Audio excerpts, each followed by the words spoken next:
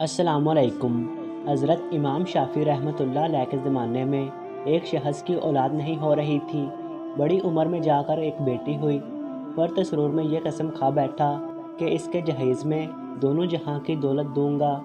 کہنے کو تو کہہ دیا، لیکن جب وقت قریب پہنچا تو نہایت فکر پیدا ہوئی کہ میں کیا ہوں اور میری ہستی کیا، دونوں جہاں کی دولت میں کس طرح دے سکتا ہوں۔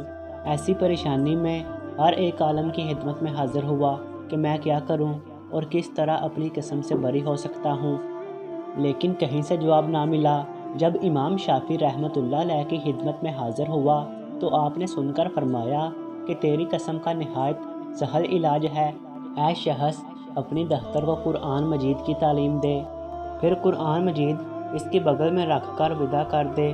قسم ہے اللہ پاک کی، تو نے دونوں جہاں کی دولت اپنی بیٹی کو جہیز میں دے دی اور تو قسم سے بری ہوا۔ یہ وہ کلام ہے جس کی برکت، عظمت، رحمت اور رافت سے خشک پتھروں سے آب شیرین جاری ہو جاتا ہے۔